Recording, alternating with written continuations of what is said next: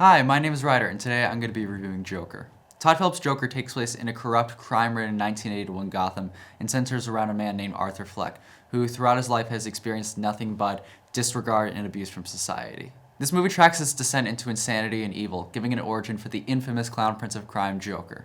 It's not very often in comics, movies, TV shows, video games, whatever medium, that we get a deep dive into how the Joker became who he is.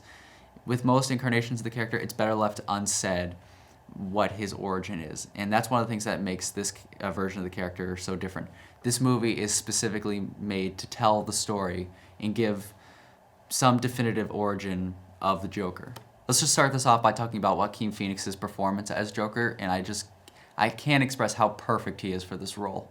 I found myself in many moments, especially during the first act of this movie, feeling a lot of sympathy for his character Arthur, just because of how much Gotham and its citizens relentlessly beat him down, both figuratively and literally.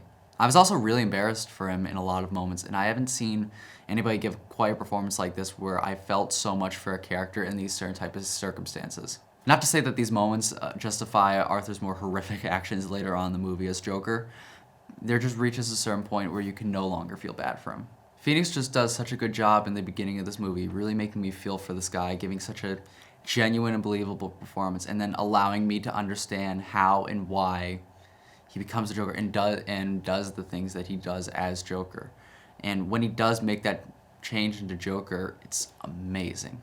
It's phenomenal how well he pulls it off. Not only that, but his physical performance, I think, is really something to note. His mannerisms are so unique and fitting to this character that it really helped to separate Arthur Fleck and Joaquin Phoenix, and really it just made the immersion of the movie so much better. The people behind this movie clearly have a really good understanding of this character, and Joaquin Phoenix really helped to bring to life their version of Joker, and I really feel this is truly a unique version of this character. There are so many, both big and small elements, and expanded upon things that just really make this Joker very unique from all the others you've seen before. For me personally, I can safely say that Joaquin Phoenix's performance as Joker is now by far my favorite live-action version of this character, and I just can't express how perfectly he pulls off playing the Joker. Other notable performances in this movie that I thought were also really great were Robert De Niro as Murray Franklin and Brett Cullen as Thomas Wayne. Speaking of the Waynes, this movie is set in a time period where Bruce Wayne's parents haven't been murdered yet, which means there is no Batman. And Bruce's father, Thomas Wayne, is actually a very important political figure in Gotham. Most interpretations of Thomas Wayne show him as a kind and responsible man who really cares for Gotham and really tries to fix the huge crime problem that it has. But here, this version of the character is more or less the opposite of that. He influences how people respond to tragedies and talks as though he knows all the answers to all the problems people in Gotham are facing, when in reality he's out of touch and he's too self-centered to really care. Another really big topic that this movie covers is mental health, which is mostly shown through Arthur's relationship with his therapist. Its significance in the film and its message is about how overlooked mental health often is in society and the dangers of overlooking it.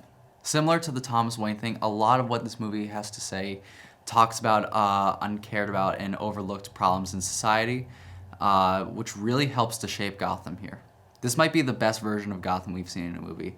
It so clearly and intelligently shows the broken nature and just how evil Gotham can be, which is really impressive, especially when you take into consideration that Batman has nothing to do with this movie.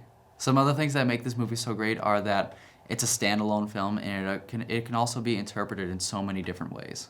This film isn't connected to the slate of other movies DC has been releasing the past few years, like Shazam, Wonder Woman, Aquaman.